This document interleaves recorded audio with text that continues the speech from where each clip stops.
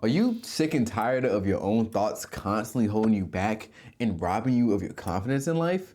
After getting my bachelor's degree in psychology and using it to analyze Dragon Ball Z, I discovered a way to ease your mind and erase your self-doubt forever.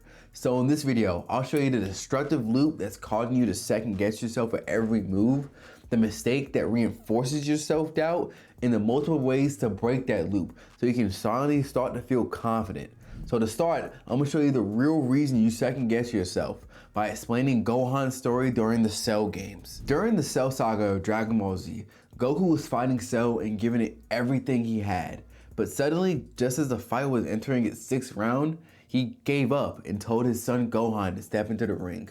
Gohan was shocked. He couldn't even fathom the idea of fighting Cell. And he carried that doubt into the fight. That doubt, alongside of a bunch of other mental factors, affected him during the battle and held him back from unleashing the power that he had inside all the way up until the end of the fight. Gohan shows us that the source of our inner critic is the identity that we accepted about ourselves. Part of the reason he doubted himself throughout the Cell games and even the final beam struggle was because he believed that he was nothing more than the scared little kid that he used to be. That belief fueled his self-doubt, and that negative thoughts started to flood in during his fight with Cell. This is the first part of the loop that we get stuck in, and it all starts with our own inner thoughts and feelings. So what can you do when that inner storm of thoughts and feelings start to take over? To break the same loop that Gohan was stuck in, you have to start with awareness. The next time you begin to doubt yourself, simply pause, don't try to fight the feeling or logic your way out of it, just notice what's happening inside your body. Ask yourself, where do I feel this? And what am I telling myself right now? Don't judge the emotion, don't label it, just observe it. When you do this, you start to see a pattern of how one single thought creates a feeling, and how that feeling creates doubt. Awareness alone won't break the loop, but it's a first step towards doing so. So in this next section, I will show you the second part of the loop and the mistake that keeps you stuck in it by looking at one of my favorite character arcs for Vegeta. 7 years after the defeat of Cell, Vegeta started to settle down on Earth. He spent years making it his home and building a family. And for the first time in his life, things were actually peaceful. But the moment he found out Goku was coming back for just a day, he became noticeably more agitated and restless, as if something was bothering him deeply. Then when Babidi appeared, he sensed a negative energy building up inside Vegeta and tried to take control. However, Vegeta allowed himself to be taken over because he wanted to return to the person he used to be, the version of himself that didn't care, that was ruthless and believed that strength came from shutting everything else out. And since Vegeta believed that he was ruthless, he began to act in accordance with the identity that he believed about himself. Vegeta shows us the second part of the loop, which is how your actions reinforce the identity you believe about yourself. So if you're doubtful of your own abilities and you act in accordance with that doubt, you only reinforce it, and it only gives your inner critic more fuel against you for next time. But how can we escape this section of the loop? To avoid this trap, you have to pause before you act on your thoughts and emotions that you're experiencing. The goal is to interrupt the automatic responses that reinforces your doubt by grounding yourself in the present moment.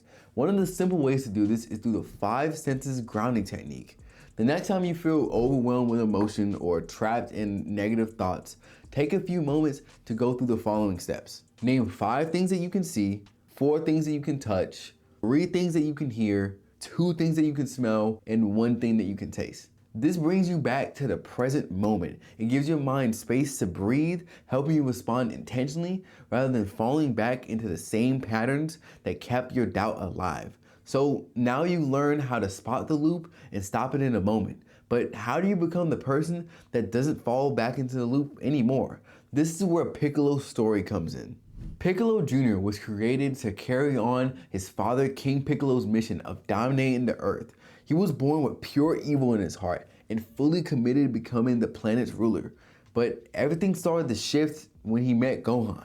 After Goku had died fighting Raditz, Piccolo decided that he would take Gohan to train him after seeing the power that he had inside. At first, Gohan was just a tactic in a way to get stronger to prepare for the Saiyans' arrival. But over time, something unexpected happened. Began to change. His actions started to reflect something vastly different. He started caring for Gohan as he learned more about the boy. And slowly, without even realizing it, he began to act less like an enemy and more like a protector. His thoughts started to shift. His choices changed. And so did the way that he saw himself. He was no longer a villain focused on world domination. He was becoming something completely different. But what actually triggered that change? And how can you use the same shift to rewrite how you see yourself? If you want to shift your identity and stop letting doubt run your life, you have to start making decisions that align with the version of yourself that you're trying to become, even if you don't fully believe it yet. Since doubt feeds on familiarity, you need to use that to your advantage. It thrives in old environments. It thrives with old habits and old belief systems that keep you stuck to who you used to be. So if you want to change, you have to interrupt those patterns by shifting your focus in life. And it all starts with changing your environment, even in minuscule, small ways. That might mean spending more time around people who lift you up instead of tear you down, or rearranging your space so that it reminds you of your goals, or just cutting back on content that feeds insecurity and replacing those things with things that reinforce who you're trying to become. You don't need to flip your entire life overnight. You just need to be intentional about what you're surrounding yourself with. Now that you know how to shift your identity and overcome self-doubt, the next step is learning how to lock in that confidence. Because if you don't, your doubt will find a way to creep back in. So click the video on your screen now to learn how Dragon Ball can make you dangerously confident.